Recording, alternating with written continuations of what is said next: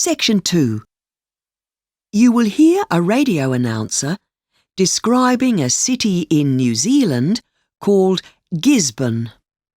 First, you have some time to look at questions 11 to 16 on page 3.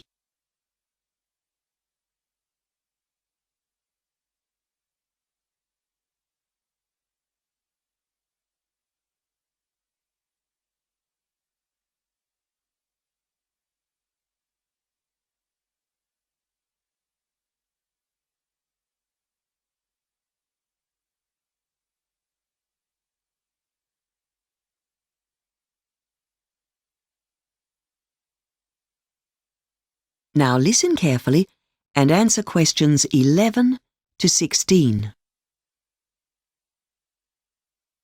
Greetings, all you listeners out there. This is National Radio and I'm Kevin Lowe. This morning I'm going to tell you what's so special about the laid-back city of Gisborn. You'll hear a little bit about its past in the old days and a lot about what attractions it has to offer foreign and domestic visitors today. So listen up to learn more about what there is to do in this city and its surrounding region, where the economy is booming, but the lifestyle remains unspoiled. The Gisborn region is where the legendary canoe sailed by Maori explorers first landed in New Zealand about 1400 years ago, after its long and risky voyage over the sea. It is also the easternmost point of the country, which is what inspired its original name, Te Tairāwhiti, which in the Maori language means the coast where the sun rises across the waters. Gisborn was also the place where the European explorer Captain Cook first landed his boat upon discovering New Zealand, all the way from England back in 1769. Even in those early days, this district was a centre of horticulture, thanks to its fertile soil and subtropical climate. Soon after that, of course, the English settlers arrived, and soon Gisborn was shipping its products to larger settlements, such as Auckland and Wellington. This began with maize and root crops, but quickly expanded to butter, meat and wool from the agricultural settlements in the rich pastoral country near the famous Poverty Bay. Wharves and jetties were built beside the sea to service the coastal traders. Many of these wooden structures can still be seen on Gisborn beaches today. Today, Gisborn continues to export fresh produce to other regions of New Zealand. These wares include various award-winning cheeses and, of course, the delicious lobsters and snapper fish harvested by hand from the local reefs and waters. As for exports to Asian markets, there's an increasing demand for the region's oranges and lemons. Gisborn is also becoming well known nationally and internationally as the source of some top-quality white and red grapes. Now, what's on in Gisborn? Well, first up, there's the annual Gisborn concert held every summertime. This is a great experience. It's held at Waiahikia Vineyard, which is near the traditional Maori meeting house, or marae of the same name. They bring in a piano player and opera singers who perform on a purpose-built stage in a kind of natural amphitheatre in the middle of the rows of grapes. It's a fantastic concert-like atmosphere, a really good night out. What to do on a rainy day? I'd suggest a visit to the show called The Beach, which is on in Gallery 1 at Tairāwhiti Museum. It's a big display, so it also takes up the hall next to Gallery 1. And it's divided into different sections of the local culture, like surfing, camping, fashion, and so on. If you buy the book of the exhibition, there are some interesting photographs in there. Before you hear the rest of the program, you have some time to look at questions 17 to 20 on page 4.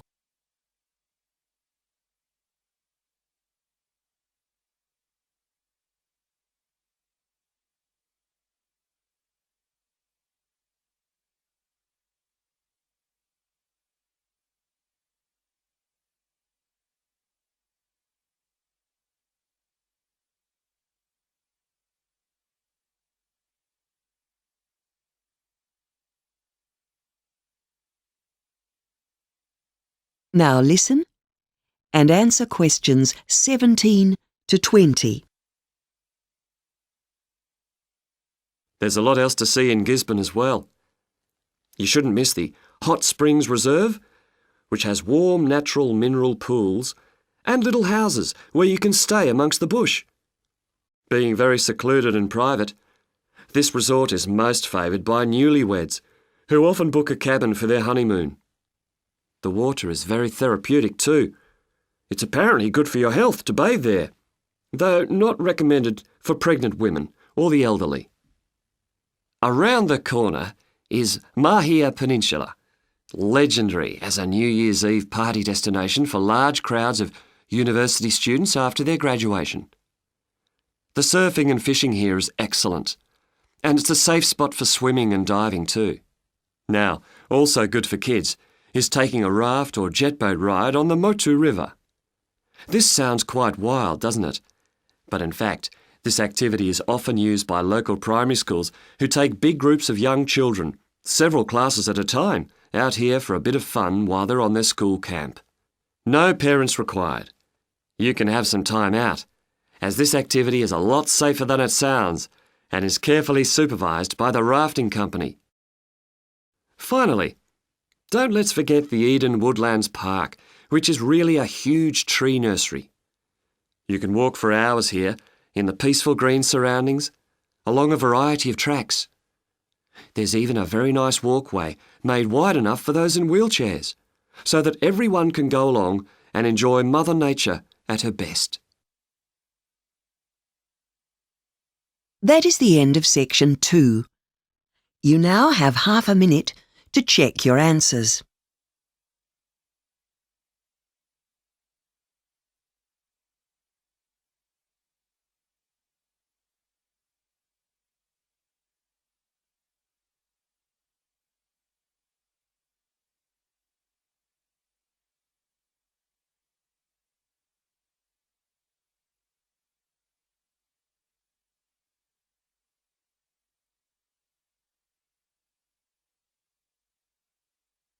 Now turn to section 3 on page 5.